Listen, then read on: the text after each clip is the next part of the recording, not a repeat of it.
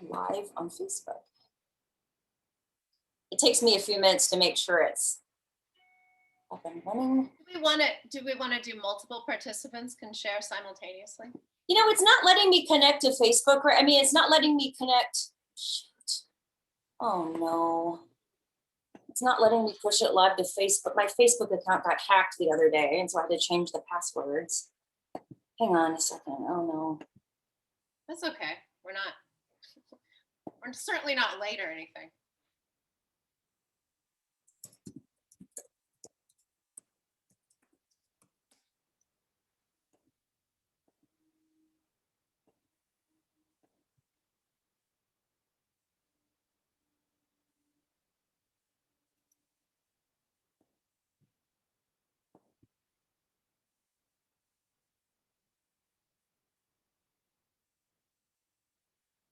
And someone just texted me asking where we were. I'm like, working on it. Hang on. We're not late. Calm down. The hacking was just, I had to change my password several times, so it kind of threw me for a loop a bit. Well, it's nice to know there's interest, right?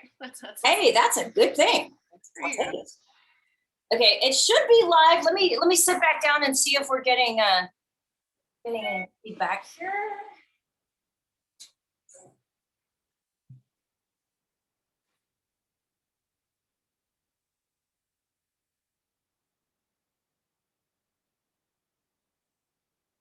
Okay, it looks like we are live. Benjamin's watching us in Germany. Oh my gosh. Benjamin, hey, Barbara Boyd Doss. Hey. Barbara Boyd Doss lives in San Diego as well. Hey. All right, we are live and welcome to the very special kickoff episode for the Turner Classic Movies Virtual Film Festival. And I can think of no cooler way to kick off this festival than with bourbon bread pudding and the amazing Victoria Mature talking all about her father, his life, his legacy, and his food. So welcome, Victoria. Thank you. I am so glad that you could do this. This is going to be so much fun.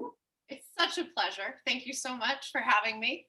And this marks the first time I've had the child of a star on Hollywood Kitchen. So when I asked you how you knew about Victor Mature and his work, you're coming at it from a very different perspective than the average person. So tell me about when you first realized your dad was a movie star. Well, first of all, I just want to say I've enjoyed your show. I've enjoyed this show for many episodes. I've enjoyed it, and I've enjoyed your own personal episodes that you've done, and all your wonderful work at the cemetery at the Hollywood Forever. And so thanks for having me here. And let's see, my dad. When I remember like playing Play-Doh with my dad, and I remember watching a lot of Smurfs with my dad when I was little, and he had this kind of converted garage that was like a fun media room. We had a pool table in there, and we had an old restaurant booth that had come from like a steakhouse, and it was up against the wall. And over this booth, there were about 50 8x10s of different stills from his movies. And on the other side by the front door, there were also stills there, and there was pictures of him playing golf with President Ford, and there was a caricature of him in his strongman costume that was like a leopard loincloth from when he was in Broadway's Lady in the Dark in 1941, and he had to have his appendix out, and it was signed by everyone in the cast, and there's Danny Kaye and MacDonald Carey and Gertrude Lawrence and Kurt Weill and Ira Gershwin. And on the other wall with all the stills from the films, there's Rita Hayworth, and there's my dad standing next to Marilyn Monroe meeting Queen Elizabeth, and there's some beautiful shots from My Darling Clementine, and there's another really gorgeous shot from Betrayed with Clark Gable. some wonderful Betty Grable photographs, so all of this is on the wall growing up. And in my house, we didn't have like Victor Mature Film Festival night. My dad didn't really like to do that.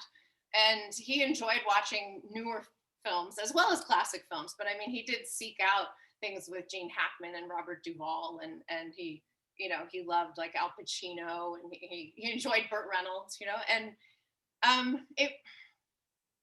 it wasn't until probably when I was a teenager and I was singing in my recitals, because I took voice, and I would sing in these recitals that happened every semester. And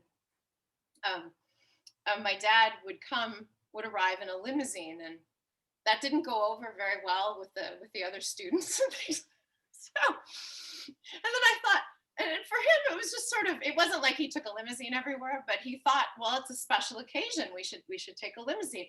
And so there were moments like that where these worlds would collide. And there were,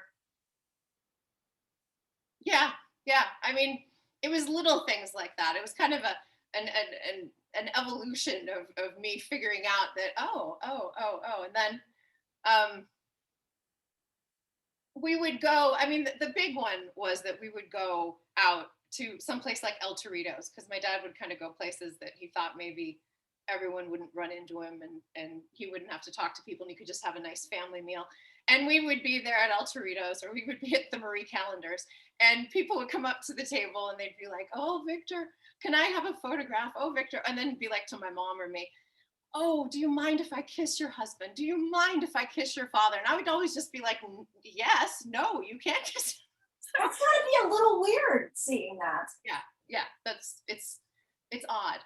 And I didn't, I don't think it's strange. I mean, I've heard similar stories from other children of, and you don't like it when you're a kid. I mean, part of it's you don't want to share, but yeah, I mean, when I really started realizing more about his career, like in the past 5-6 years, when I finally, because my dad, I was born late in his life, for anyone who doesn't know that, and so I wasn't around. He'd be 108 this year, and I wasn't there when he was in his 20s and 30s and 40s and 50s. I was born in his 60s, and so I didn't get, I wasn't on set. I wasn't, doing those kinds of things, and I didn't grow up in that world. And in the past 5 or 6 years, when I've actually decided that I wanted to see his films, partially because I went to the TCM Film Festival, I think it was 2015, and they showed My Darling Clementine, and I saw all these people who came. It was full, and all of this like love for this film, and it was the first time I'd seen it on a big screen and heard and experienced that with an audience and heard their reactions. And it was, I think my dad thought that a lot of his work was wonderful and he enjoyed doing it, and it was, he made money and he made his life good, but he thought it was ephemeral. He did not think that it was going to, he didn't think it was going to last, Wow. And I think he would be really amazed and tickled to know that, there's such an interest, over the past probably 20 years, there's such an interest, really since he passed away, that it's grown and grown and grown. And going to the different film festivals, going to Noir City, going to the Arthur Lyons Palm Springs Noir Festival, going to the the TCM Festival, and then also going 20 years ago to a festival they did in the mountains of northern Italy. That was the year after my father passed away, and they did a whole Victor Mature Film Festival, and it was there was this, and it was Victor Mature, and it says, from Dalla Val Rendena a Hollywood, from the Rendena Valley to Hollywood. And I went to that festival not even a year after my dad had passed away, and met all these cousins I never knew I had. And it was July and it was snowing because it was up in the mountains, which is strange. Oh, wow. And like there was just like an exuberance. Like there were a few of my cousins. One of them was a very large, stocky man, and he picked me up and he carried me down the street, and he told everyone, that this is Victoria Mature.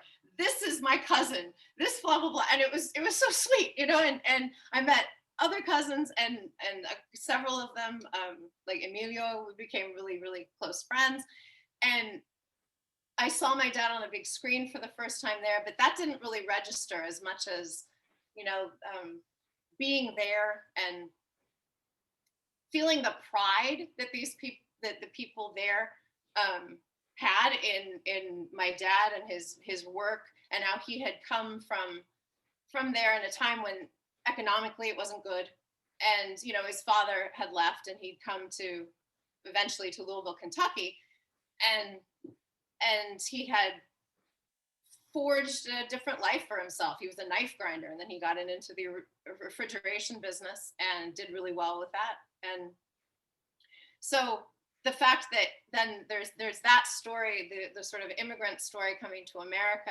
doing well, and then the story of my dad realizing that he was the son of an immigrant in Louisville, Kentucky, and was, if he could take over his father's business, but if he took over his father's business and had this lovely, comfortable life, he was never going to be able to go any further in life because he was the son of an immigrant. And there was kind of a ceiling at that time, like in the 30s, for what you could do when you were, when your father spoke with an accent, that kind of thing. And so he knew that, much like his father, he was going to have to pick up, and he was going to have to go and seek his fortune somewhere else. And he did.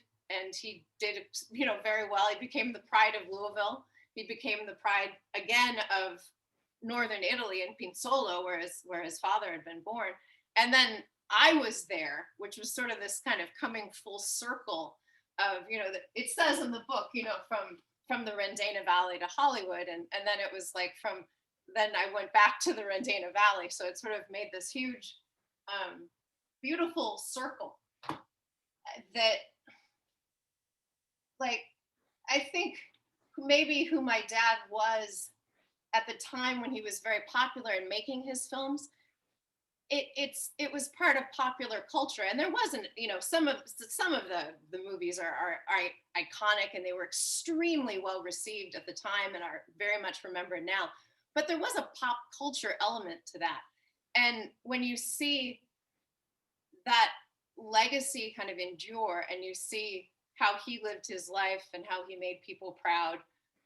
It just, the whole concept of being famous and what you do with that. My dad did a lot of charity work. He did a lot of, quietly, and he lived a good life, and he lived I wouldn't say he was like a saint or anything like that. I hope he had a lot of fun. I hope he enjoyed himself, but he just he wasn't crazy with his money, and he was respectful to people. And he kind of got out of that business when he wanted to get out, and he, came out of retirement a couple times, and then he played golf at a professional level. That would have been a second career for him. I mean, that's that funny story, right, where he tries to join the LA Country Club in the 1950s, and because he's playing on a regular basis, and if you don't become a member, then you have to like be invited by people and stuff. So he goes up, and this is in the 1950s, height of his popularity. He goes in, he says, hey, can I join your club? And they say, oh, Victor, I'm really sorry, but we don't accept actors as members here. And he's like, hell, that shouldn't be a problem. I'm no actor. I've got 64 pictures to prove it. So I like how he seemed to be able to, I guess, compartmentalize, a good word, I don't know, that he was able to have his career, see things, be pragmatic about what it was and what he wanted out of it. I think there I am. Oh, sorry. And then he then moved on to family life and golf and charity tournaments and occasionally coming out of retirement, doing interviews, reading, enjoying himself. And he seemed to know when to leave and when to start things. He had good timing. Did he get invited to the LA Country Club? Did they accept him? No. He actually has. We have the letter where Oh my God. and he actually framed it, and put it up on a wall in one of his houses for a while as kind of as a badge of honor, sort of a thing. Because it meant someone thought he was an actor, right? So yeah. Well, I always thought he was so criminally underrated. I think that's when I first met you, one of the first things I said, because I mean, he worked for Joseph von Sternberg, John Ford, DeMille. I Yeah. mean, you don't get to work with people like that if you don't know what you're doing. I mean, I've always thought he was so much more talented than he was ever really given credit for. Yes. Yeah. Yeah. Um, I think he thought so too, and that's where I'm no actor and I got 64 pictures to prove it comes from. It's like that thing where you have to start being self-deprecating, both for yourself and for other people, to say, you can't hurt me, and I'm going to keep going. It's like I'm trying to think what's the other story where Richard Burton. I think one of his first big films was The Robe, and he himself says in his memoir that he was struggling with playing his part, and he just kept looking at my dad in awe, just saying, like, what is it that you're thinking? How are you able to just like stand there and do this without doing too much? And how are you able to do this? And he's just, I just sit back and I smile and I think of the money they're paying me, and it's just and it's like you make jokes like that, but yet here's a person that went to the Pasadena Playhouse and studied for 4 years and was a part of their repertory company. Here's somebody who did Shakespeare and did Shaw, Maeterlinck. He got discovered doing Ben Hecht and doing a Ben Hecht play, and then he was discovered by Hal Roach Studios doing that play, and then was given a small role in a gangster film. But he's in the opening shot, and he looks beautiful. And then he has a death scene, so they did give him a lot. They gave him something so you would remember him, and they ended up getting, I think, like 75,000 letters, some fan mail. It was crazy. So then he ended up being in Tumac in 1 million BC. The fans knew a good thing when they saw one. Oh yeah, I mean, he got to do 2 other big films with Hal Roach. Not big, but I mean, they were leading roles and they were respectable. There was a Swashbuckler of Captain Caution, and then there's the musical, I think it's the second musical, the film adaptation of the musical No No Nanette, and he did that. And then he knew at that time, he got like 1940, if you wanted to be taken seriously as an actor, you had to go to New York and be on Broadway. And so he went there, and he was supposed to be in a play with the group theater, which was most of the people from the group theater. That was like the precursor to the Actors Studio. And that didn't, so the group theater was kind of disbanding right when he got there. And he ended up instead, because he was on a plane coming from LA to New York with Betty Grable, the producer of the Kurt Weill, Ira Gershwin, Moss Hart musical play, Lady in the Dark, was on the same plane. He didn't know who my dad was, but he knew Betty Grable. He got in touch with her people, and then her people got in touch with my dad's representation. And then he ended up being in a huge Broadway hit that lasted, for more than a year, but he was with it for about 6 months. And then he came back, worked with von Sternberg, like you just mentioned, and got his 20th Century Fox, his big contract with a big studio, like with I Wake Up Screaming, Laird Krieger and Betty Grable and Carol Landis. So I love that movie. I know. And I like that there's funny parts in it. I like that there's all these asides, and I like hearing the audience laugh. I love seeing his films on the big screen at Noir City, and he had such a good presence in so many film noirs. He's sort of got this handsome but weathered, but tough, complicated persona that just fits so well into that genre. Yeah, the first time I saw I Wake Up Screaming on a big screen was at Noir City, San Francisco in 2018. I got to help introduce it with Eddie Muller, which was very cool. And it was an amazing experience because, of course, I'd seen it many times in my living room on a pretty big TV, but it's not the same. But the best part about it really was the audience. It was a packed house, and all those asides, all those little things that were funny, the audience picked up on it. So all the things I've been laughing at alone all those years, all of a sudden everyone's laughing in those same parts, and I'm just like, see, they heard it. That's funny. That's. So it was a completely different. I mean, that's what the Noir City. That's what all film festivals, but Noir City does so beautifully. Is it's preserving not just the films, it's preserving the seeing a film on a big screen the way it was intended, because they were actually made to be on that screen and not to be on a television. Amen. Yes, I know we might pound that one pretty hard on this. You're on my sister. And then also, I mean, the other thing is that preserving that experience of seeing these in a theater with other people and hearing those reactions and having that experience, and then the fun of like dressing up and it being like an occasion and something that people gather and do, and it's I don't know, it's just more of something special that way, and it's more memorable. And let's talk about your work. You are Miss Film Noir, and you are very involved in the Film Noir Foundation. So I'd love to talk about that. Yes. Well, I want to show one thing that let's see. I'm gonna do a little share screen really quick. That's it. Oh, look, there we are. Oh, yay! That's Noir City. That's Noir City, Hollywood. I think that was right before the pandemic happened too. That was the day before. This was the Act of Violence screening at the Legion Theater. Oh, wow. That Alan introduced, Alan K. Rohde. Hey, Alan. Yeah. And so, and it was, I love his introductions, and I love that venue, and we've all been enjoying their drive-in. Taylor and Bill do an amazing job. Thank you. I agree. That's so anyway, awesome. this is the day before the long haul screening at the Egyptian, which was amazing because I got to introduce that with Alan. That was the last film I saw on the big screen before the pandemic. Was The Long Haul. Wow. Yeah, mine too. And I'm pathetic. Oh, I know, it's down actually in the pictures that I have right here. Here we go. So this is fun. So we've got Todd Weiner. This is his Instagram account. Oh, he's fantastic.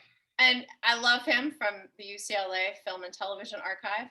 And this was because I hadn't the poster and all of my reign as Ms. Noir City had not yet begun.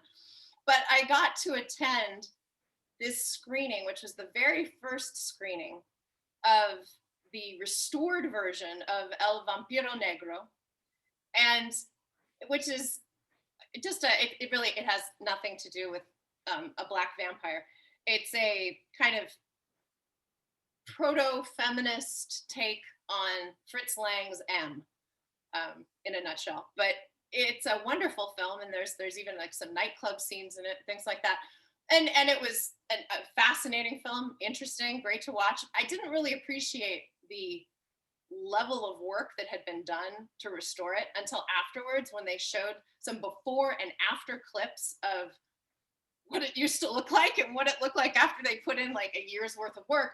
And it was just amazing. And again, not just preserving the film, but then by having all of these Noir City film festivals across the country, that those film festivals are the things that help fund these restorations. These film festivals are the things that help, that they're venues where people see the films that are restored, and so it's like a really nice loop.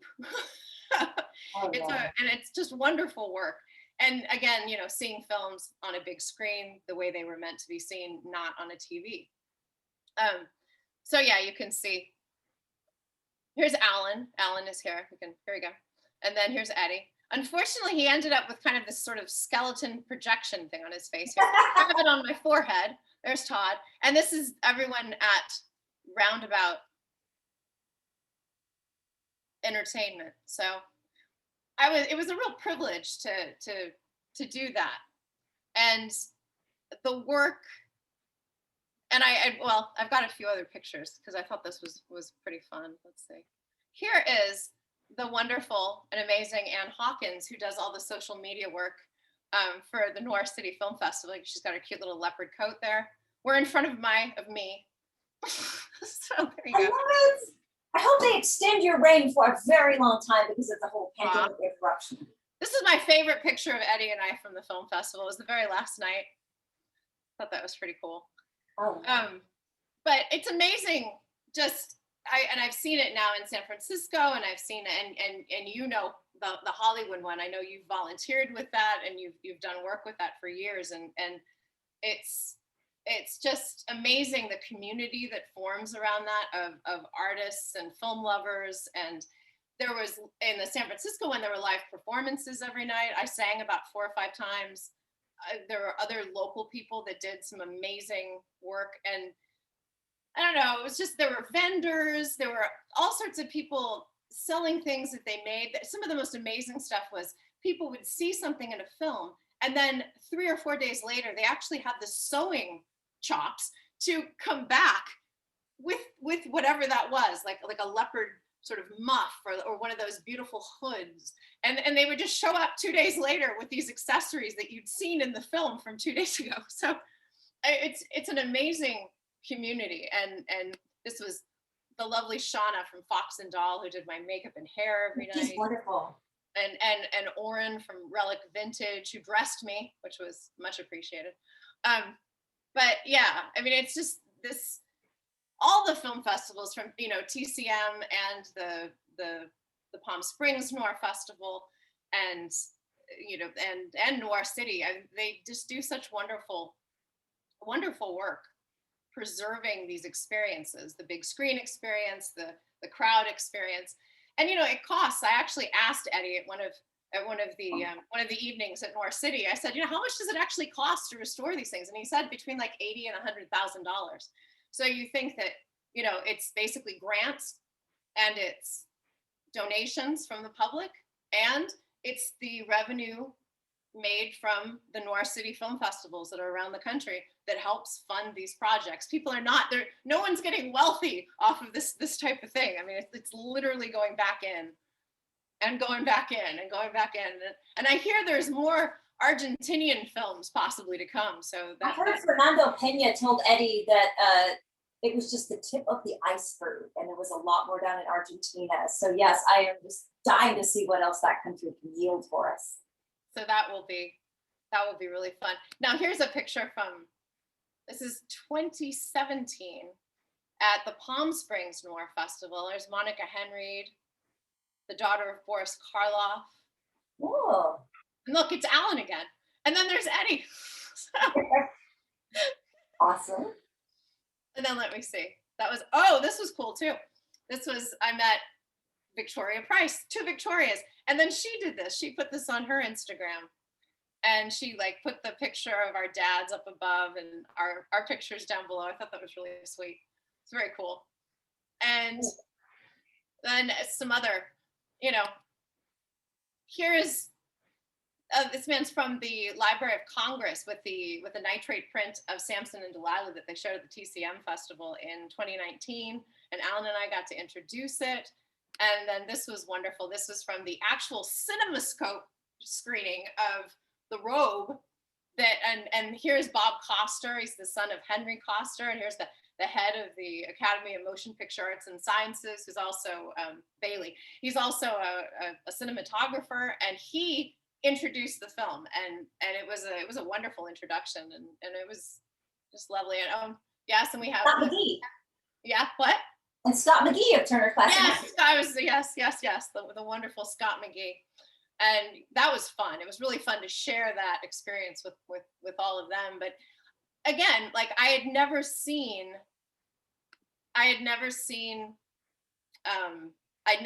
The Robe in CinemaScope. I'd never seen it on a big screen. And I always kind of thought, I didn't really understand some of the performances. They didn't come across to me on a television the way they did in CinemaScope. And it's because that ultra wide aspect ratio, and what it's capturing, and it being that immersive is, I mean, it is a character in the film. And when you take that away and it goes like this, it just, a lot of the things just kind of get, sort of like compressed, and it's not the same. And so that was a wonderful experience. I also, at the Palm Springs Film Festival, when I saw Kiss of Death on a big screen, that was the first time I really appreciated Colleen Gray and my dad's performances. I really hadn't noticed the subtleties. I hadn't picked up on a lot of the stuff. I'd seen it many times. We all enjoy Richard Widmark pushing Mildred Dunnock down the stairs, right? But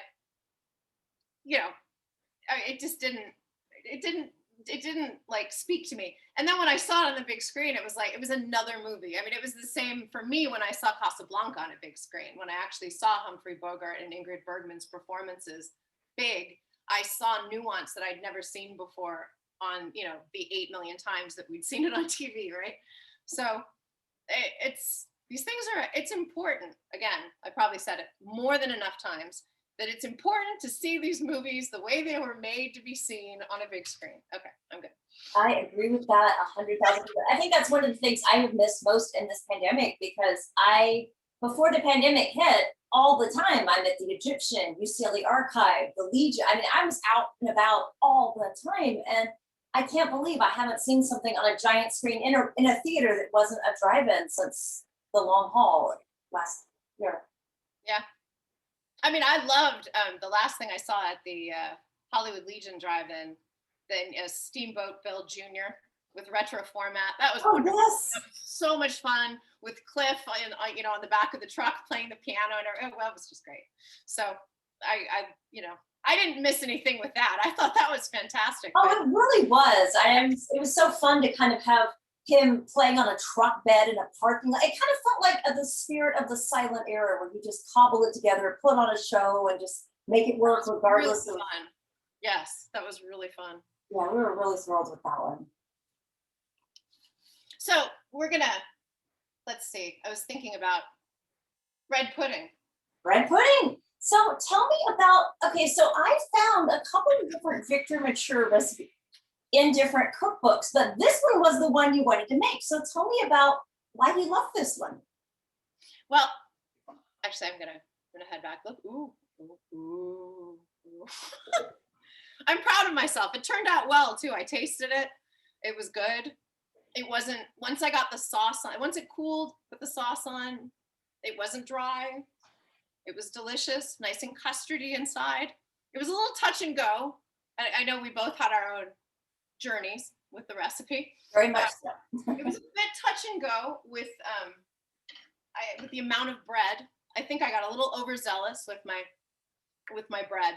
And so when I mixed in the custard and everything, it felt like it was just a bunch of pieces of bread that were almost soaked in custard. But when the recipe actually said, pour the bread and the ingredients, there was nothing to pour. There was just a bunch of pieces of bread that came out into the pan. So I ended up making more of the custard, and it seemed to do the trick. Well, the first time I made it, where I think I went wrong in my initial rehearsal was that I had the bread in the pan, and it said to put it in the refrigerator for like 6 hours or overnight. So I put it in overnight, but then the next day it was so hot, and I thought, oh, I'll wait till later tonight to put it in the oven. Yeah. So all told, it was probably in the refrigerator soaking up that custard for about 24 hours. Mm-hmm. So when I made it, the recipe says how it should be fluffy. My first batch was about maybe that tall. It was flat as a pancake. So I was like, oh, I've done it rough. And I think it just soaked up so much of the custard that it was just a soggy kind of mess. Yeah. But the second version came out so much better. I saw the picture. It looked delicious. Yeah, I used a friend of mine, my friend Mary Stanford gave me a scale. So I weighed the amount of bread. So I was really like specific about the weight of the bread and stuff. And then I didn't leave it in the custard nearly as long this time. So I think those two factors helped me. That's interesting, yeah. Okay, so I'm gonna do this again. Here we are. I'm gonna sharing. Okay, so this recipe was my dad's favorite dessert. His mom used to make it for him. My mom used to make it for him. I have to say, I never made it for him. This is actually the first time I've ever made it, and it did turn out well. But yeah, so this is from, I never met my dad's mom or my dad's dad, mostly because he had me so late in life, and they both passed away pretty young. So, but this picture that you can see, all of the, people that have gone out and made a name for themselves out in the world that have come from Louisville, they get these beautiful 2-story posters on the sides of buildings. There's one for Diane Sawyer. There's a beautiful Muhammad Ali. There's a Jennifer Lawrence. It's pretty great. So this one is from, the photo is from Androcles and the Lion from 1953, and that's the lovely Gene Simmons sharing the poster. Here's a picture of my dad as a baby. Oh, it's so cute. And here's a picture of what his parents looked like before they had children. And here's a picture of them after children. So there you go. Very handsome children. His mother was really beautiful in a very handsome kind of way. As she got older, the two of them kind of looked similar. And much in the way that sometimes I've heard it said, mostly on social media, that my dad might be Joan Crawford in drag, or Joan Crawford might be my dad in drag. I think my dad and his mom might have been able to, done the same routine. So they looked very similar as life went on. So this is my favorite picture of my dad and his older brother and their cute dog, Jack. Aww. His brother passed away when he was about 11. So I think this might be like the age he was when he passed away. He had like leukemia. And here's a picture of me with my mom and dad. Very cool. And then there's, let's see. He still looks like a movie star. He's a handsome devil. This is what I remember. I remember a lot of that. And a lot of hamming, lots of ham. And I had 2 cousins in Louisville, and I went back about 4 years ago and visited Julia, who was almost 100 years old, and she loved Victor, and wow, she had a long and wonderful life. She had a lot of friends who really cared about her, and there were these next door neighbors that I used to play with, and this is a picture of me with them when we were all really little, and I'd gone somewhere to help them pick out kittens, and they were really, really sweet. Her husband, this woman's husband, Daryl Shelton, these are the Sheltons. They, he was there when my cousin passed away. He was like holding her hand. So they're pretty amazing, lovely people. So not to bring it way down, but later on in my dad's life, he went to military school because no other school would have him, because he was a terror. And so here's a picture. This is the Kentucky Military Institute, and let's see if I can just get that to. Woo. And then there's my dad, and over there, covering half his face with his bangs, is Jim Backus. And Jim Backus was a really good friend of my dad's. In the 9th grade, they met each other at the Kentucky Military Institute. They spent a lot of time together in detention. And they both left for California around the same time. Jim Backus did a lot of radio to start off with. And, later on went on, here's one of his iconic films. Here's him with Mr. Magoo, and here's him with my dad, because later on they would do 2 films together. And this is Androcles and the Lion. The Hometown Heroes photo comes from this, and there's him pulling faces over there. But when my dad came out, like I said, to Hollywood, he went to the Pasadena Playhouse, and these are some photographs from the Pasadena Playhouse. This would have been 1935, 1936. There's another one where he's like a conquistador. And then I know this is a Bernard Shaw play. It's called Back to Methuselah. And this was part 2. And my dad played Cain, as in like Cain and Abel. And that's another funny picture from that period. And then, as I said, he was in a Ben Hecht play there after doing Shakespeare and all this other wonderful stuff. And he got discovered by Hal Roach Studios. They put him in, his first leading role was this, Tumac. It's not really about a jungle, but this is the Belgian poster. And it's behind me, right there. And so he filmed this, and then he filmed The Swashbuckler. And then he went on a tour across the country promoting the films. And this was in Louisville, Kentucky. I love it. Yes, this was in Louisville, Kentucky. They had a parade with people dressed up in the Carol Landis Victor Mature parts, and they had, this fantastic dinosaur that they created. It's pretty wild. And here's some pictures. And because this was, the young boy making good, from the town, he's meeting the head of the police. He's meeting, the mayor. He's in the key to the city. He's, yes, he's becoming like an honorary sheriff. You got the fire department's getting in on the act. There he is. There's with the fire department dog. That's always really cute.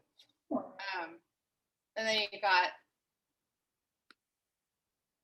I think that was like the district attorney. Here's these are really big. So this is what they did on the outside. This was the Lowe's Theater. And now it is, oh gosh, what is it called? Oh, I can't remember. I'm sorry. But it's very cool because they have this above the Lowe's thing. They have this like relief of my dad's character and Carol Landis and like all of this, all this business that they put outside, right? I mean, it's really elaborate. And then if you look really closely, I can do it, in the car, there's my dad's mom, and there's my dad's head, his curly mop of hair there in the car. So I like that. That's fun. And he was at the radio station. Whoops. Sounds like they did a huge press tour for that one. So here is, you can sort of see her. This is my cousin in front of the Victor's Louisville banner. Sorry, I didn't hear that, Carrie. What'd you say? It sounds like they spent a lot of money and did a lot of press for 1 million BC. They did, and there was also a Captain Caution float, but I wasn't able to get a picture of it. But I mean, he went off on like I don't think it was every city, but it was a multi-city tour with it. So it's just kind of interesting what the kind of money that they would put into things like that. And let's see.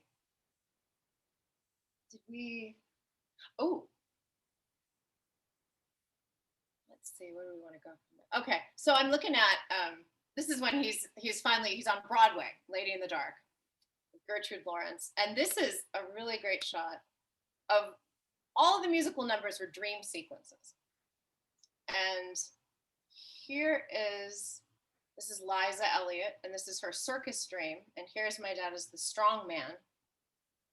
And here is the costume a little closer up. And if you can imagine, everything except the leopard was fuchsia.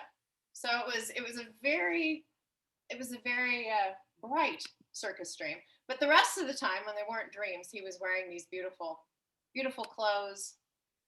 And that picture and this one these were all taken by Eisenstadt, the photographer, for a Life magazine article that was done about him in 1941.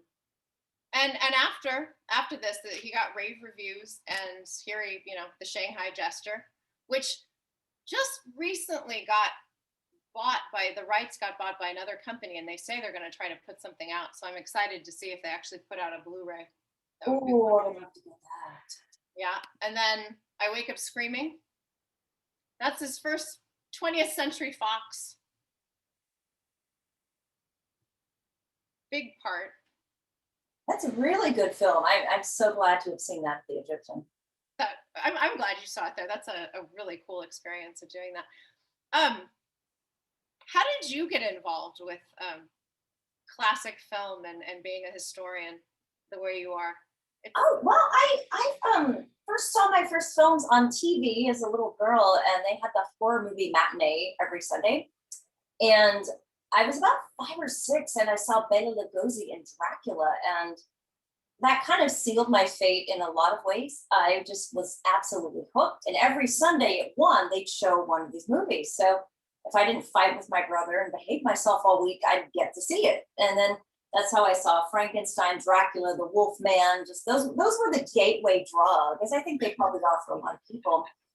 And I just never kind of lost that interest. And then I went to film school where I studied film production, but also film history. And I moved to LA, and I just started falling in love with film history so much more than Hollywood in the present day. And then I started the tour at Hollywood Forever with the help of Mark Wanamaker back in 2002.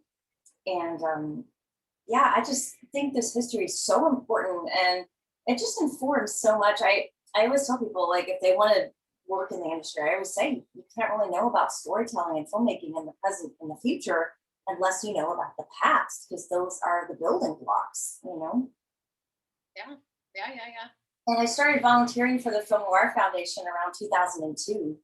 And what you were saying about community is so true, because I stand at the merch table in my little femme fatale outfits, and I sell mugs and t-shirts and stuff. But I have the best conversations doing that, because a lot of the people just want to stand, and as they're giving me their debit card over, we wind up having these wonderful chats about film. And I just love seeing the community and the enthusiasm and passion that's on display for these movies. Yeah, yeah. It's beautiful. Yeah, it's so much fun. It's just it makes the whole experience like very memorable. And yeah, I mean, I went to go see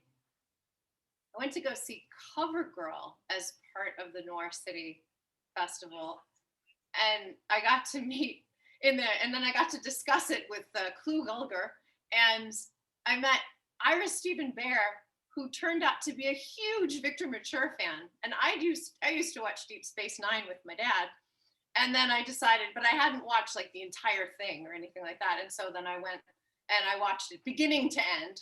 And there's even a character at one point that's named Tumac. It's so interesting. They have some wonderful episodes that and whole scenarios that kind of harken back to some to film noir and to like 1960s lounge culture and singers and things like that. It's an interesting. It's just interesting meeting it for me too. It's particularly interesting meeting people um, that really prized what some of the roles that my dad did that I thought were really good that weren't like for example, like Ira Stephen Bear knew The Long Haul, which up until a couple of years ago nobody talked about or anything, and I was just like, wow. And then of course Noir City, they showed that Eddie programmed that up in San Francisco in 2020, just last year, and I got to introduce it and talk about my dad's life. And it was actually on my dad's birthday too. So I got the whole audience to sing happy birthday to my dad with me. And so, I mean, yes, it's for me, that community and meeting people that will tell me little, what it means to them to have watched it. Sometimes you'll hear stories about people watching, I will hear stories about people watching my dad's films with their, you know, aging or dying parents, and this being like one of the things that they share between the two of them, and it's one of the things that gives them kind of like levity, and that they can make little quips back and forth and pretend to do like the Victor Mature eyebrow lift or the or whatever. I mean, just it's amazing that he was a part of, and this is the same thing with many actors. I mean, you're a part of people's lives in a way that you know intellectually, but you're not there. And when you hear those stories, it's I don't know, it gets you a little gets you emotional. It means a lot to me to hear those things, and I think it would have meant a lot to him to know that his work um, has, it's sort of endured on different levels, I guess, in that sense. So in your research for the Victor Mature Hollywood Kitchen episode, now where did you spoke to someone and you found a recipe and there's some Oh, kind of yes, I did. I did. Well, there's one book from the 50s I have called What Cooks Hollywood, and there's a recipe for eggs mature. But then I read this Hollywood Reporter article a few years back, and I kind of rediscovered it. And they were talking about how there was a woman named Pauline Kessinger, and she ran the commissary at Paramount for many, many years. And she wrote an unpublished manuscript cookbook that's never been published. And the Hollywood Reporter ran like 2 or 3 recipes from it and like, did a little article. Well, I had a friend at the Hollywood Reporter, and I wrote and just said, "Hey, I'm friends with so and so at the Reporter. Who did you talk to at the Paramount Archives about this manuscript?" And then he gave me a name. And then I wrote the Paramount Archives and said, "Hey, so I saw this article about this cookbook." And they said, "Oh, yeah, we've taken your cemetery tour. We know who you are." And I was like, "Oh, well, can I have a peek at the manuscript?" And they said, "Oh, we'll just send you the whole thing." And my jaw nearly hit the floor because usually archives will send you the whole thing is not a phrase that you often are told. So I was just shocked. And it's great because she includes all these little antidotes. It's not just like a recipe, it's kind of some backstory. And it was, again, it was never published. But she writes about Victor Mature making Samson and Delilah on the lot, and DeMille commenting about how he's eating during the making of it. And then they're saying Victor explains to DeMille that if he's going to be Samson, he's got to eat this kind of macaroni. This is this dish where it's got like beef, garlic, macaroni, mushroom. It's got like everything but the kitchen sink in this thing. And how he's saying that he has to have it to build the strength to be Samson. And this whole little story about that in the unpublished manuscript. So I had to immediately text you when I saw that. What's really funny about that? When I went with Alan to the Academy Archives to do a little research about Samson and Delilah before we introduced it at the TCM Festival. And one of the things I remember in there was basically when my dad showed up for the first day of filming, DeMille, I don't know if he just had forgotten or if he thought that maybe my dad looked different because he always wore like big shoulder pads and like, maybe the double-breasted suit or something. Because I mean, you saw those pictures of him from the Pasadena Playhouse and stuff. I mean, he's a nice build and he's tall, but he's not, like enormous or anything. And he's not a bodybuilder. He was like a swimmer and a golfer. And so anyway, we're looking through the stuff and there's apparently DeMille hired a trainer to pump him up. And there's a receipt for this trainer every single week for every single week of filming. And it's funny that they're all in there. I mean, of all the things to find in the file, but there was probably a lot of truth to that recipe then in that story, because he actually did think that my dad was scrawny, and that they waited to film the big Dagon temple scene at the very end because they thought he would be bulked up enough for that scene.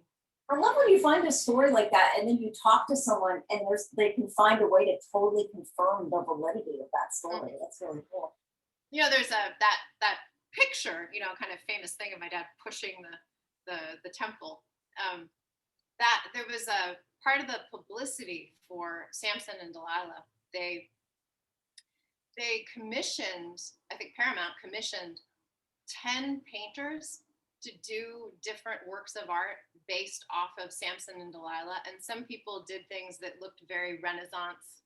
And, there's that one shot of my dad and Delilah, of Samson and Delilah, where his head is down and it's where he's down like this and she's above him. And that's like from a famous painting of Samson and Delilah, but a Renaissance painting. But the one of the artists that I knew the best out of the whole group was Norman Rockwell, who did this picture. He actually had my dad come to his studio They made him up. They put him in the same outfit, the whole routine, and they actually had him stand in the door frame. And I have pictures of him standing in the door frame. And then there's pictures with I think it's Norman Rockwell's kids. I'll have to do some research on that. But there's pictures of him in that garb, looking really serious, and then like playing around with the guy's kids and smiling, but in the Samson outfit. And then that there's a sketch of that that's been sold at an auction. And then the actual painting was, for a while, it was owned by or it was, I think, yeah, it was Candace Bergen in the 70s. There's this article that she did, kind of a at home with Candace Bergen, right? And there was in this beautifully decorated like late 1970s apartment she had, on the wall, it was the Norman Rockwell painting of my dad Samson, which is unexpected, in the time of Andy Warhol, to have a Norman Rockwell Victor Mature Samson on your wall. It's funny. Oh yeah. So I have, hold on. No, that's not it. Hang on. There it is. So I have this article, and it's from the Saturday Evening Post. You can see it. There you go. Yes. And it goes like this. Now, this is about the whole article. It's basically about how my dad calls himself a genius, because from the time he was at Hal Roach Studio in like 1939 to when this is written, I believe in 1942, he, basically up until he got with Fox, he had created his own publicity machine in his house. And it talks about, and I'm sure it's embellished, but it talks about how he made sure he was getting in the papers and like what kind of things he concocted. And I've heard him tell stories like this before, where he was just like, well, the press, they wanted to come to a party that was full of girls, so we had a party and there were lots of girls there, and so there was this kind of savvy when it came to how this worked, and because he wanted to make this work, and so he did. So anyway, he called himself genius, and this is the little thing at the Café de Paris, the deluxe commissary of 20th Century Fox movie studios.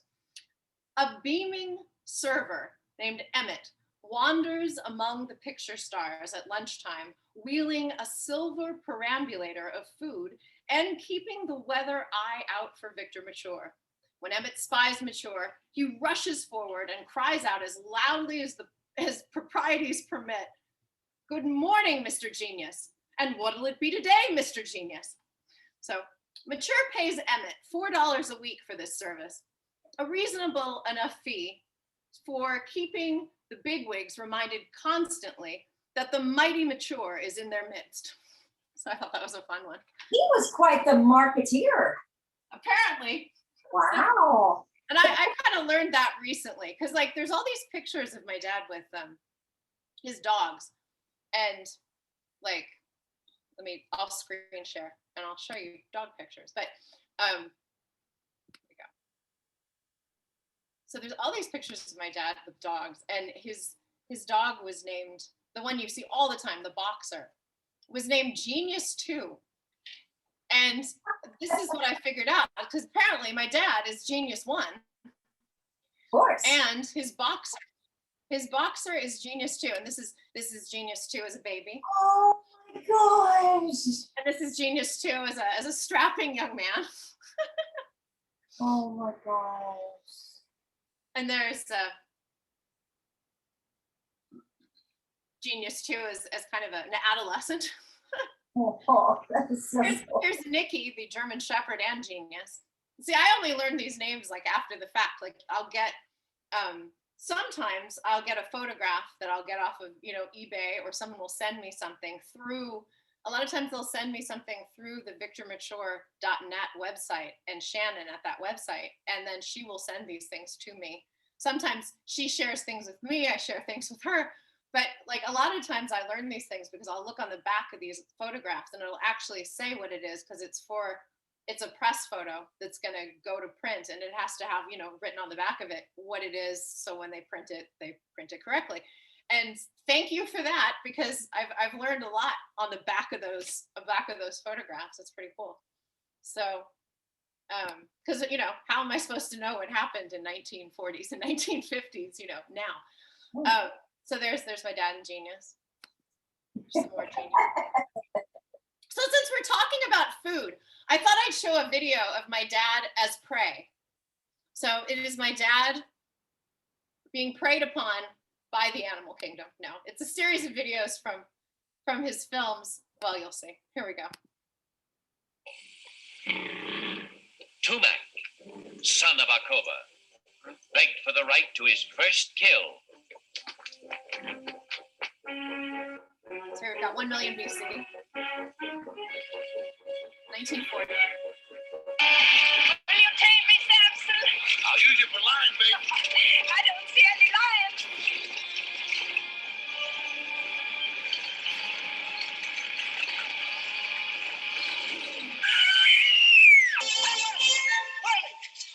Big Circus, 1959.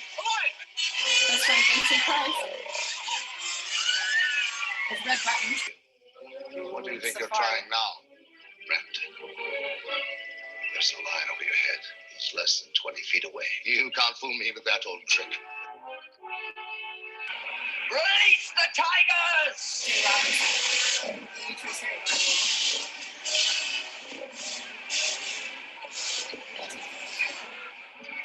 What do you know about sharks, man? They've got lousy table manners. Shark Fighters, They're 1956. spiders. Timbuktu, 1959.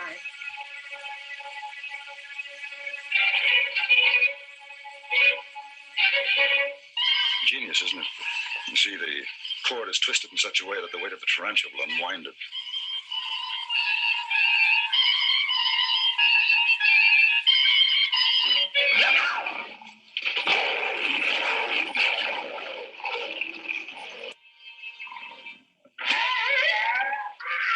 That's a pig in a triceratops rubber suit. Steady.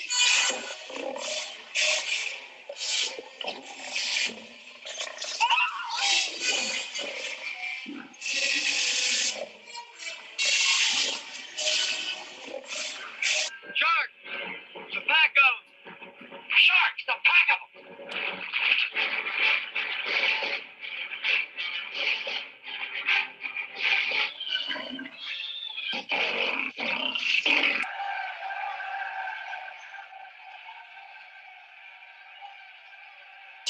Jack, get the net ready. Drop it!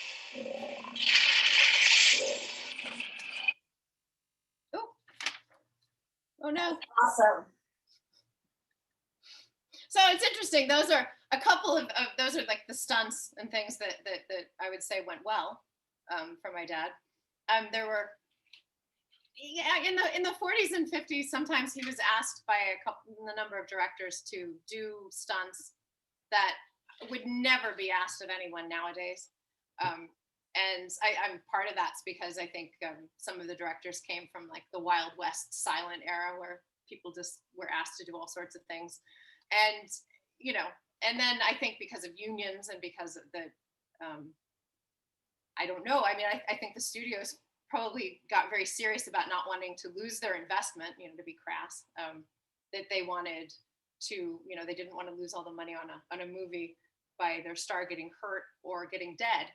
And, so, but like two stories, I would say, well, one story anyway, where my dad, he was asked in Samson and Delilah, he was asked by Cecil B. DeMille because they, the famous lion wrestling scene. And so he's asked by Cecil B. DeMille, DeMille wants to make the experience more exciting. My dad already has a double, but he wants there to, he says, I want close-ups. I want close-ups of you wrestling with the lion. I want a close-up of you putting your head in the lion's mouth. I think it'll be really, really compelling.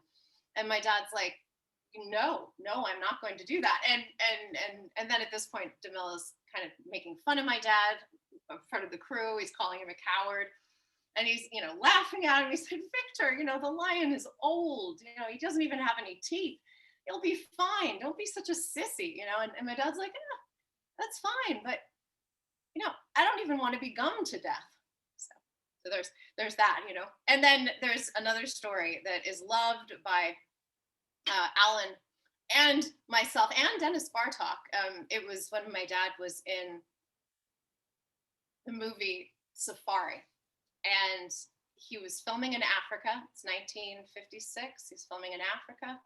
Co-stars Janet Leigh, and not a lot was going well on this shoot. This is 1956. It's one of the first times when there were uprisings against the descendants of the white colonial settlers there, and there was an uprising going on both in the film and in real life. The result of which was my dad's hotel in real life got bombed, but most of the people were okay, thankfully. And then the director, he asks my dad again. He's just like, I think it would be really compelling and really exciting if we could get you to wade into the Zambezi River up to your chest, so we can get some close shots. We have shots of your double, but we want more compelling shots of you. And my dad's like, no, I'm not getting in that river. There's hippopotamus, there's crocodile, I'm not getting in there. And the director's like, no, you don't have to worry, Victor. The local guides have told us that if you make noise, all the animals go away. And so, we've been out here since dawn. We've got the whole crew. They're banging on pots. They're shooting rifles. They're gone. Everything's clear. You don't have to worry about it. It's safe. You're good. And my dad says, well, that sounds great, but I can't help but wonder about the deaf crocodiles. And so he, and that story, I know Alan loves that story, and Dennis Bartok loves that story. He's the one who first told me about that story and sent it to me. He started a film distribution company this year. And apparently he likes that story so much that he named his film distribution company Deaf Crocodile. So I thought that was funny. So Dennis Bartok of the American Cinematheque. So there you go. I've always heard a story that when Gloria Swanson did the scene with the lion, I believe it was in a male and female, and she's in the lion's den and the lion's got its paws on her back, that she did it in real life with the lion, and she really wanted to have that lion in the scene with her, but that DeMille sat right off camera with the gun himself, pointing the gun at the lion in case it attacked her. Wow. Unbelievable. Wow. Yeah. Well, another thing that I can show you that has to do with Victor Mature and food is we have the movie Affair with a Stranger has an interesting scene in it. And my dad plays a successful playwright who also likes to gamble. So sometimes he just doesn't have the money to pay for lunch. And so this is what he does.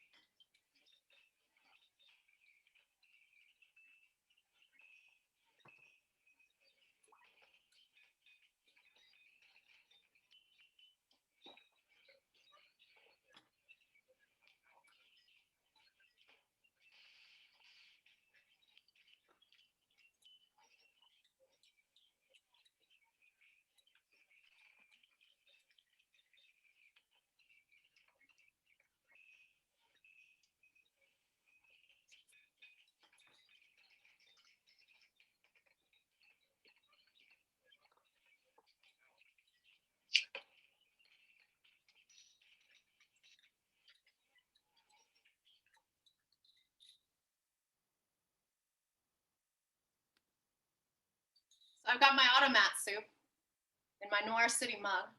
Awesome. We'll see how it is. Here we go.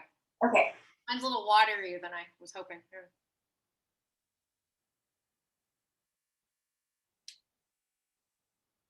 Yeah, not bad. Not bad. Not bad. A little olive oil, a little organic ketchup, you know, a little pepper. Not bad. I think the bread pudding's better. I'm glad we chose this instead of what was the name of the one again from the Paramount commissary? I have to look up the exact name, but it was like his macaroni dish.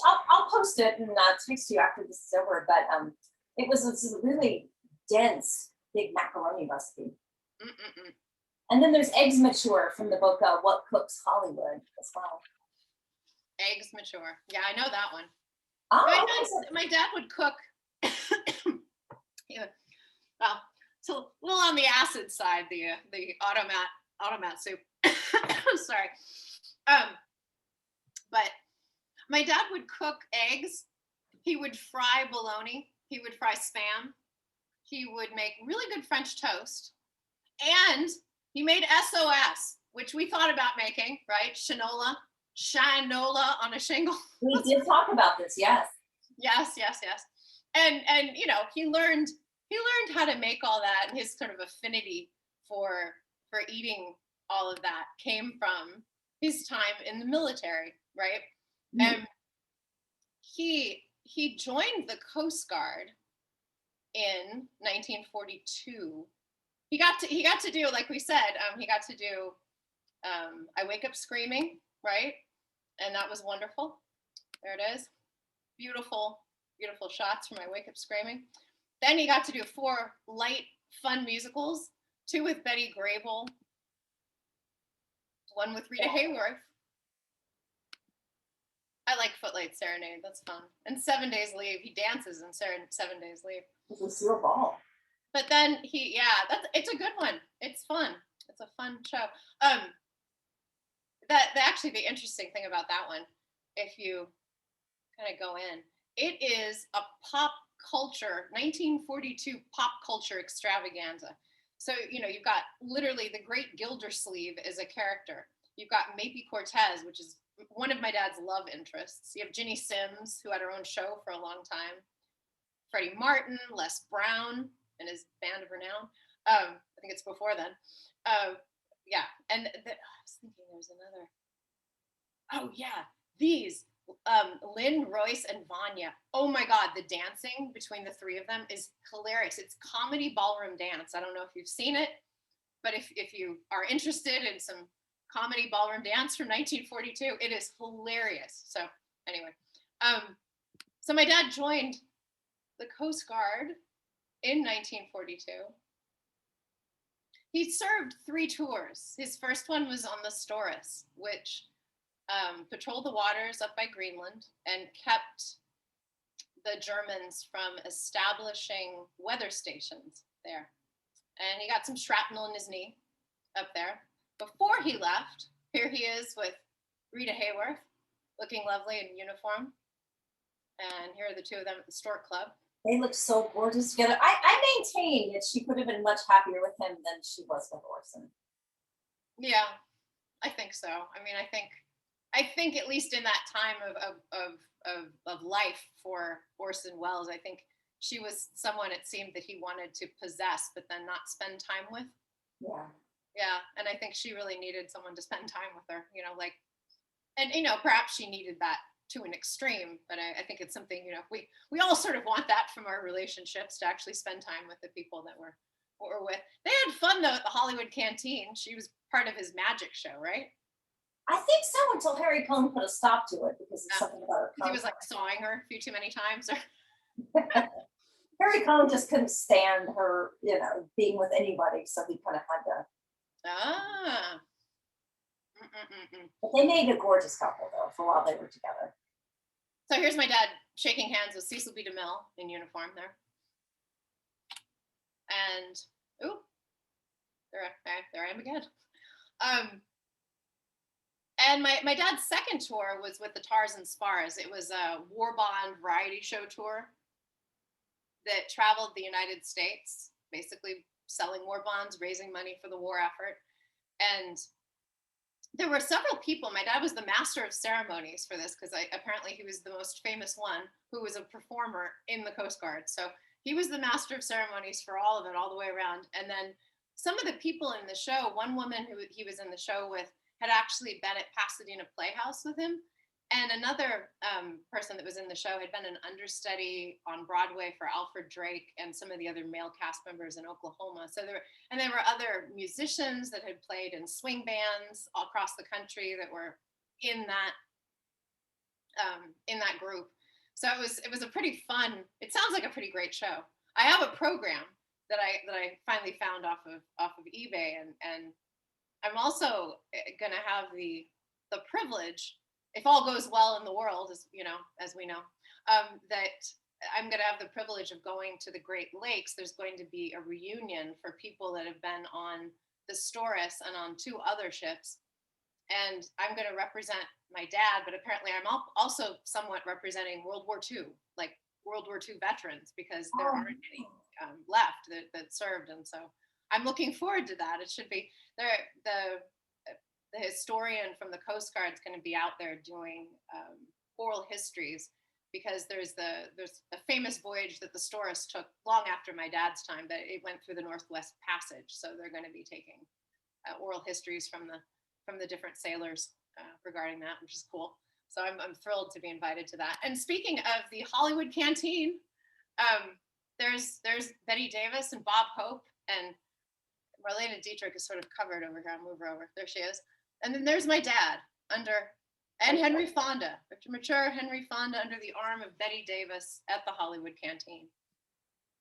So yeah, so we decided to make bread pudding instead of shinola on a shingle, because we thought it would be more appealing to most people. Plus, during the TCM Virtual Festival, it is something people could make at home and eat while they're watching TCM. So that's a fun thing. And it's and the sauce is like particularly delicious. Like I want to get like there it is. Actually, I'm gonna eat a little bit of it because like I haven't tried it with the sauce. I've just looked at it. I said I tried it. I hadn't. I tried the sauce and the pudding separately. This is the first time. Okay. Cheers. Cheers.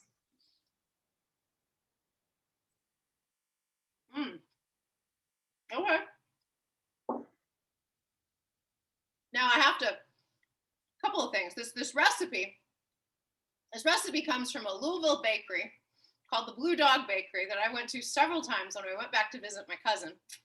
And I ended up, they very graciously, they made and delivered my cousin's 100th birthday cake to her house, which was lovely. And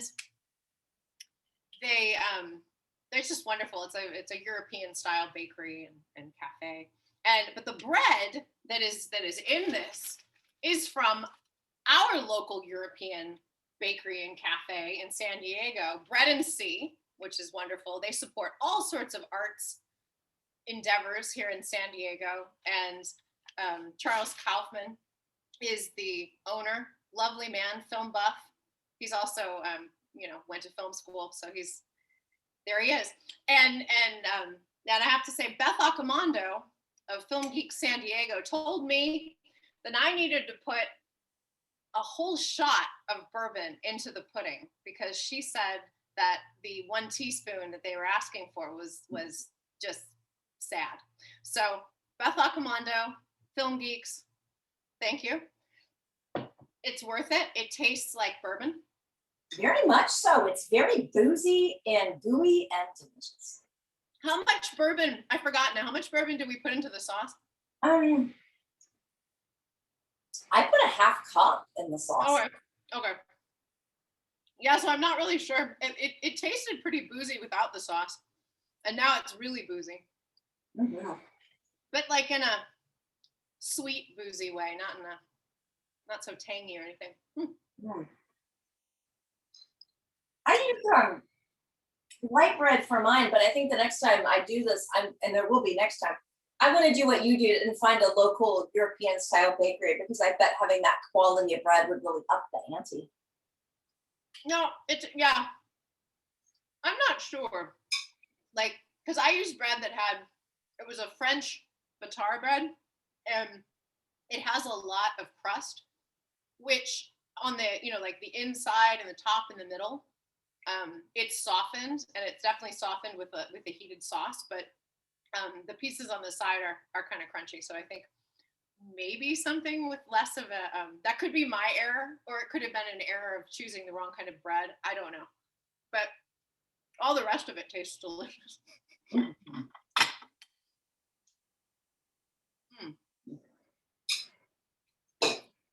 So I know you asked me before, like what my favorite films are of my dad. And I have many favorites, but I think, well, that's one of them. And I would say this might be my absolute favorite right now, because after the past 5 years of really getting to know more of my dad's work, not being an expert, but really diving in. I appreciate this movie because in this film, in After the Fox, he's making fun of this Hollywood leading man image, and he's doing all this physical comedy, and he's clearly so wrapped up in maintaining this image that he's just absolutely clueless to what's going on around him, and it's so funny. And let's see if I can find it. Apparently, for once, because the New York Times is a fickle critic. The New York Times even said about my dad and After the Fox, said the film is effortlessly stolen by Victor Mature, who is unbearably funny as a vainglorious has-been Hollywood star. So there you go. My dog approves. See, that's Clementine. So I love that, and I love what I love about it too is if you see, like, he's a little older in this photograph, right? And he's silly, and that's really more the person I grew up with, rather than a glamorous person or. And to get a rave review for your work in a comedy when your co-star is Peter Sellers, I'm just saying, yes. Yes, and it's like I saw this. Ooh, so I saw. Speaking of Film Geeks, I saw this as part of their Italian genre series that they did last year, and I got to introduce it. And this is another one of these right before everything shut down kind of thing. So I'm really happy I got to do it. But I got to see it on a big screen again. Here we go again, right? But we got to see it on a big screen, and all of a sudden, all of the character actors, all the people in the background, you start noticing that there's not 1 second of downtime in there. It is just, there's constantly stuff going on, and it's hilarious. And so there was moments like that were, and also when he's doing all that running, that's extremely funny too. And it's more massive then. But seriously, the character actors and the ensemble scenes are just so much more impactful and funny on the big screen because you can actually see all the people. So that was just a pleasure. And then I also, we could watch this. This could be fun. So here are like the opening credits and the opening titles and theme song of After the Fox. Oh, After the Fox too, just so you know, it's Burt Bacharach's first film score that he ever wrote. And it is Neil Simon's first screenplay. And it's Victoria De Sica that's the director. There you go. Oh, wow. See if it works.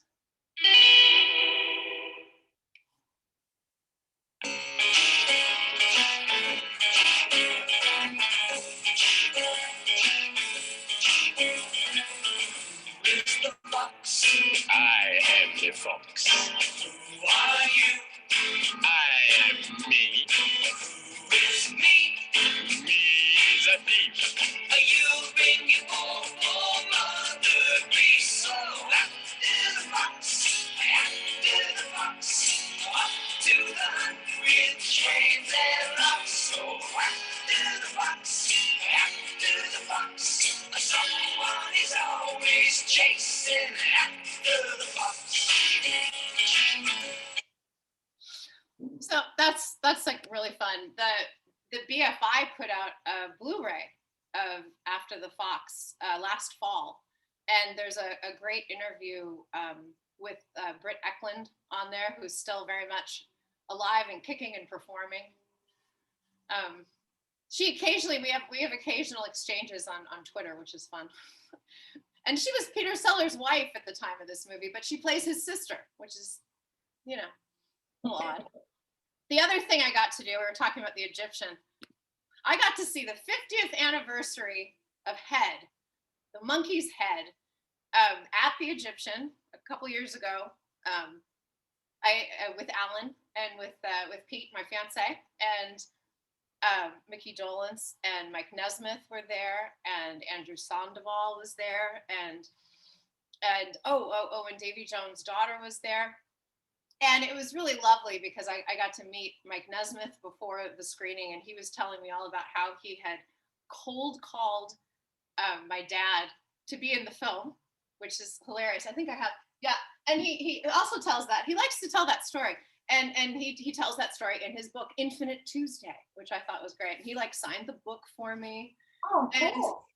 it was a really lovely. And then he and Mike Nesmith, because they knew I was there, they actually on stage took the time to talk about my dad. So Mike Nesmith again told that really hilarious story about cold calling my dad. And Mickey Dolenz, well, my dad and Mickey Dolentz's father, George Dolenz, starred together in a film, Timbuktu, in the late 50s. And it co-starred Yvonne DiCarlo. And this was like 10 years before the Monkees TV show, around that. And he told the story about how he came on set and his father introduced him to my father and how nice my father was to him, and how, they got to play around with the horses and stuff. I don't know. So it was really sweet for them to do that and to make sure to say such nice things. They talked about how fun it was doing the filming for Head. And so let's see. This is kind of a fun picture. It's all of the monkeys in their chairs with my dad. Oh. And when they did the premiere of Head in 1968 in New York, Andy Warhol had this whole installation with 20 or 30 televisions. Each television was showing a different moment of the film, and the idea is that the film comes full circle, so it had kind of an interesting effect. And there's one trailer I think you can see where they're actually showing all those different televisions, which is interesting. Here's this. This is just funny. We'll play a little bit of this. And yes, Annette Funicello is in it too, and Frank Zappa. Can you dig it? Do you know what you care to let show? Not since the Ten Commandments. If you liked Covered Wagon, Wanting to read, to hear and to see. Beyond From Here to Eternity, they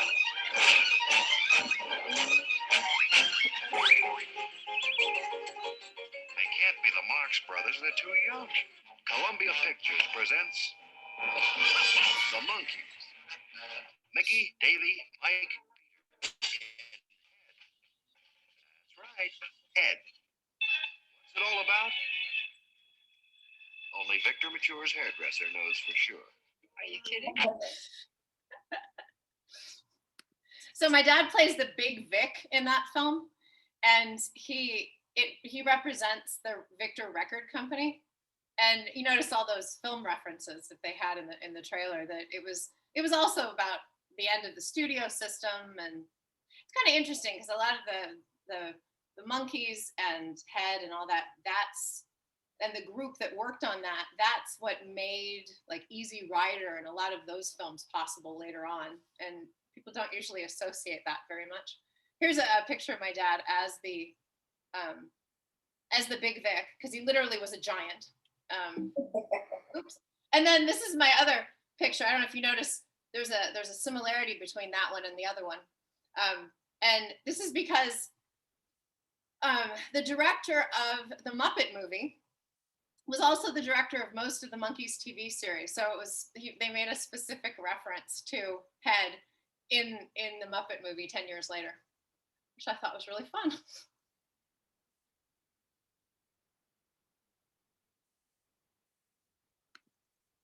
So there you go. Excellent. So should we go to Facebook and see if anyone's asking us some questions for you? Okay. Let me see here.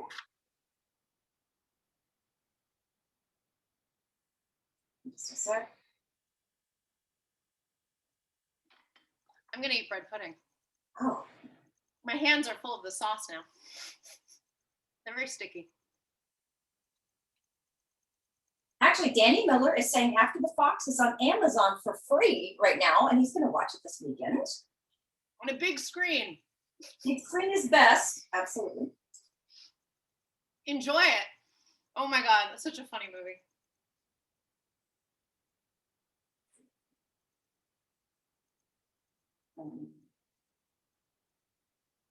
Mary Stanford, I'm geeking out over the Monkees thing. Ruth Munsack, does Victoria have any siblings? Not on my father's side. I'm my father's only child. Hi, Ruth Munsack. How you doing? Let's see. I saw one of the episodes you did when she was on, and she actually knows how to cook. She totally does. Oh my Yeah. God. We did the Cary Grant apple pie together. Oh, yeah. And then I did a 4-hour Oscar cook-along marathon on Oscar Sunday a week or so ago, and Ruth made a full Cary Grant steak a la Victor Hugo meal for that. Wow. Yeah, Ruth knows what she's doing. It was epic, to say the least. I think Kelly Pratt, she's the baker, right? Yeah, Kelly Pratt is really excellent at baking. I'm really lucky because so many wonderful people in my life know how to cook stuff. So whenever I do these episodes, I've got so many amazing people that I can call on to help, including my friend Mary Stanford, who is just invaluable. I really enjoyed that episode too, with Beth about Carmen Miranda. I was really glad we did that one because she wasn't as much on my radar as some of the other stars were, and Beth really wanted to do that, and I didn't know that much about her, to be honest. So that was a really great excuse for me to learn. And I was surprised by how much I enjoyed that avocado cream de abacate, I guess. Oh yeah. Because it was a sweet avocado pudding, right? Yeah, it was like sugar, lime juice, and mashed avocado. And it was like a pudding. It was really good. I was really surprised by how much I enjoyed that one. Sounds really good. So I have another thing that has to do with food and Victor Mature. It's a song from 7 Days Leave called I Get the Neck of the Chicken. And some of the lyrics go, I get the neck of the chicken, I get the hand-me-down shawl, and when there's company weekends, I get the couch in the hall. And this is the good part. I get the guy with the glasses wearing an awful toupee. Somebody else gets a Victor Mature. Mine's always strictly 4A. I thought that was really funny. That was awesome. Oh, yeah. I'm trying to think. See if there's any more questions that pop up. Sometimes my phone is weird. Like I'll go to it when we're on live and I don't see that many questions. And then we log off and I see a ton of questions. And I'm like, So I don't know if there's a delay or what, but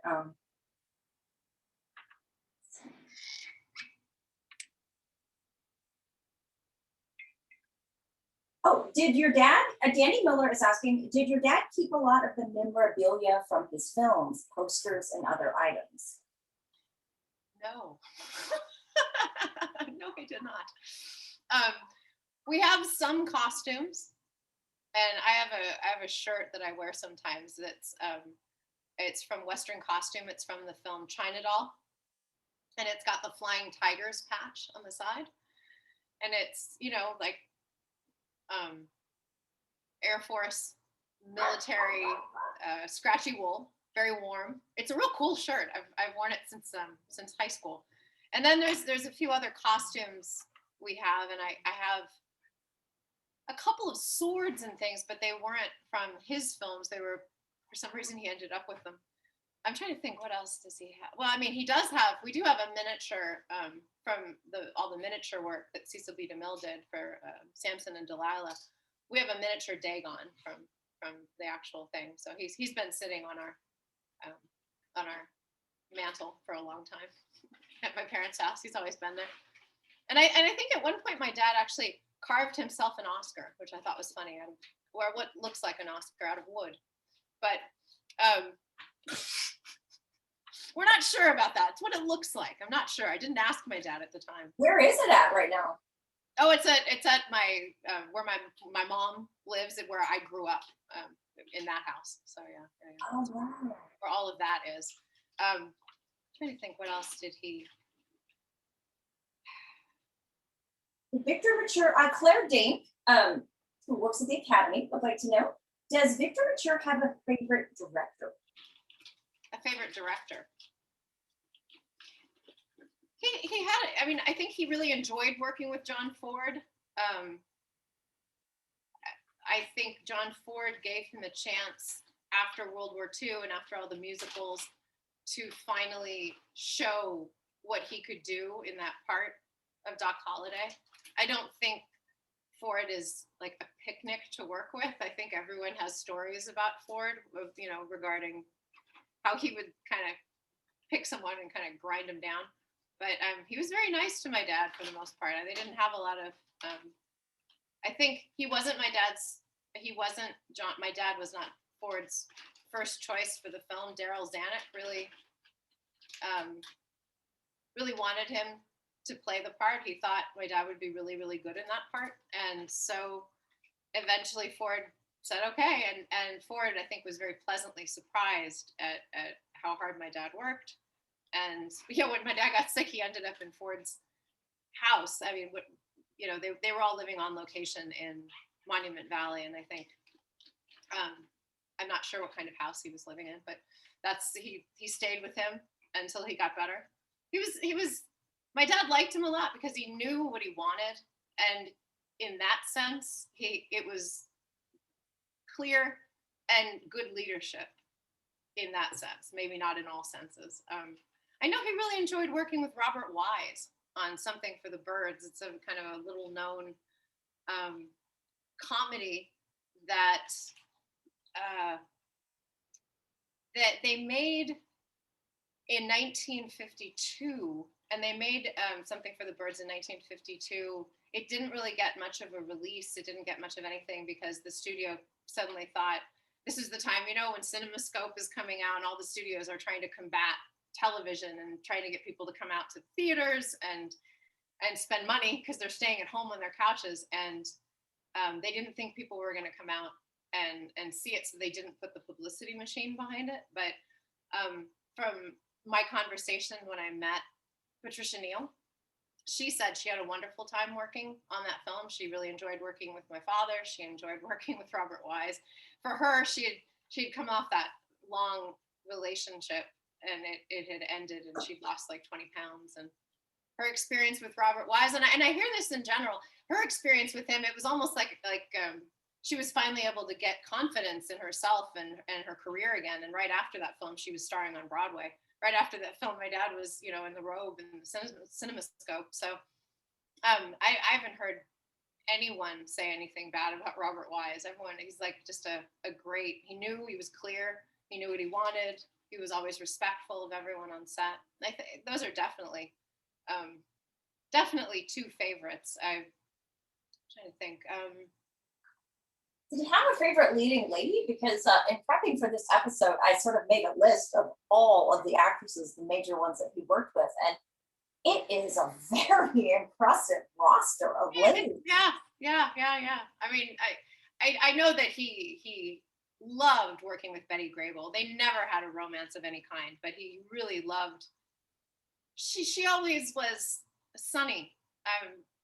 She always would come to work and she'd be prepared and she'd be kind and she'd be, fun, and was one of those people that kind of lit up a room. And, even if things weren't going so well for her,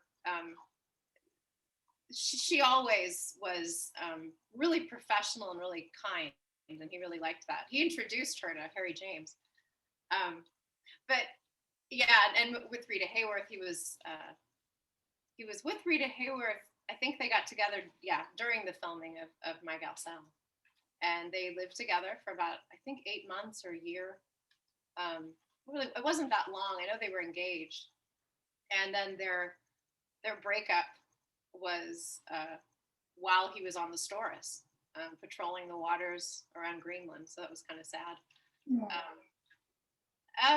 He loved Lucille Ball. He was friends with her. Like she would call and they would have conversations, and she would also come up to the Del Mar racetrack, and they would, they'd see each other there and hang out a little bit. They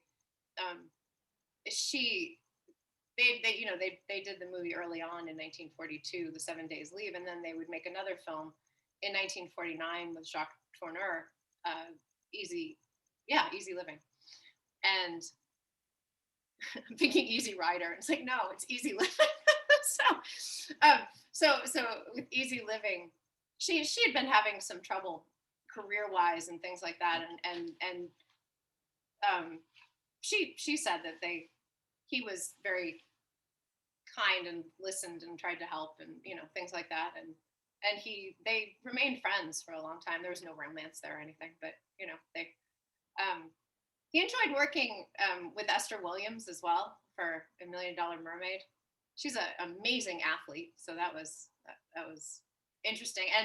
And he learned how to dance from both Betty Grable and Tall Chief, who played Pavlova in $1 Million Mermaid, which I thought was really, really cool, because she was Balanchine's wife and his muse at the New York Ballet all those years, and she did the Firebird and all of that. So she taught my dad some dance moves, he said. But the dance moves he did around the house were the dance moves that Betty Grable taught him, and they were all kind of jitterbug oriented, and they were all really silly. I mean, there's just a lot of this kind of stuff, and a lot of knee action, and just being silly. There's actually a clip, an outtake that not an outtake. It was a cut scene from Hidden Hollywood, and it was a whole series of Fox clips that had been taken out, and then it popped up in the 80s, and I think Joan Collins was the presenter for it. And there's a scene, there's several scenes from different musicals that got of my dad's, but this one is it's a dancing, singing scene with Betty Grable, and that's really fun. So they worked together a lot and enjoyed it. I'm trying to think, like, I know he enjoyed working with Angela Lansbury, and for years in Samson and Delilah, and I just love her first scene where she's got this sort of like winged headdress and she's practicing spear throwing. I just think that's an amazing, and she's so glamorous in that film. And in a lot of Angela Lansbury's films, she's not that glamorous, and she's usually playing older than she is. So it was fun to see her look just so beautiful with this long golden hair. And she asked my dad many times to be on Murder, She Wrote, but he just, I don't know. He wasn't,